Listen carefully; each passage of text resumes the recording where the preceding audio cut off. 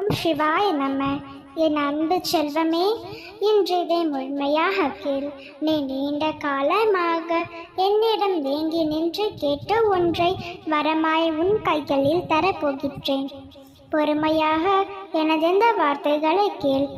நிச்சயம் உன் வாழ்வில் ஒரு மாற்றங்கள் நிகழும். வாழ்க்கையில் பயணிக்கின்ற தூரம் எவ்வளவு என்று பார்க்காதே. ஒன்று தாழ்வு மனப்பான்மை ஏற்படும், அல்லது பெருவிதம் வந்துவிடும். தூரங்களில் நீ எவ்வளவு கற்று தேர்ந்துள்ளாய் என்பதில் கவனி. அதை நீ செயல்முறைப்படுத்துகிறாயா என்பதையும் யோசி. நீ கடந்து வந்த பாதையில் நிகழ்ந்த கசப்பான விஷயங்களை மறந்துவிடு. ஆனால் அதை தந்த அனுபவங்களை மனதில் பதித்துக்கொள். நீ உள் மனதில் நோக்கி பதறுகின்ற விஷயம் எனக்கு தெரியாது என்று மன்னிக்கிறாயா? யாரிடமும் பகிராமல் சரியாக புரிந்து கொள்வார்களும் என்ற தயக்கத்திலும், தவறாக புரிந்து கொள்வார்களோ என்ற பயத்திலும் உன் உள் மனதிலேயே பூர்த்தி வைத்து கதறுகின்றாய். சரியா தவறா என்று உனக்கு நீயே குழப்பிக் கொண்டிருக்கின்றாய். உன்னை தவிர வேறு எவருக்கும் தெரியாத அந்த விஷயம் உன் அப்பாவிற்கு தெரியும். கவலை கொள்ளாதே செல்லமே, நிச்சயம் அது இருந்து உனக்கு விடுதலை அளிப்பேன். அந்த விஷயத்தை இந்த நொடி முதல் உன் அப்பா நான் என் பொறுப்பில் எடுத்துக்கொள்கின்றேன். நீ அதை மறந்தே விடு.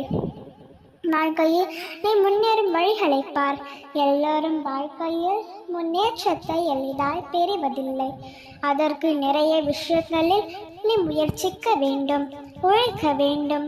உழைப்பு நேர்மையும் தற்காலிகமாக காயப்படுத்தும். உண்மையும் உழைப்பும் அவ்வளவு எளிதாக வென்று விடாதே. ஆனால் ஒரு நாள் நிச்சயம் அது உனக்கு வெற்றியின் மகுடம் சூடும். உனது உண்மைக்காகவும் நேர்மைக்காகவும் நிச்சயம் ஒரு நாள் கிரீடம் ஏங்குவாய்.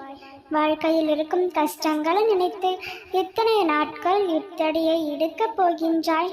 அவற்றை விட்டு விட்டு புத்துணர்வுடன் எழு. செய்யும் காரியங்களை பிடித்து மகிழ்வோடு அதற்கான பலன் உன்னை தேடி வரும் என்று நீ சந்தோஷமாக செய். உன் கைப்பிடித்து உன் பாதையில் உன்னுடனே நான் இருக்கின்றேன். நீ எதையும் என்னிடம் மறைக்க முடியாது. எதுவும் எனக்கு தெரியாமல் என்று நடக்கவும் முடியாது. நீ என் பிள்ளை. உன் கண்ணீர் என் கண்ணீர், உன் வலி என் வலி. நிச்சயம் சரி செய்வேன். நீ ஜெயமாக நிம்மதியுடன் வாழ்வாய். நம்பிக்கையோடு இரு, நல்லதே நடக்கும். ஓம் சிவாய நம. ஓம் சிவாய நம.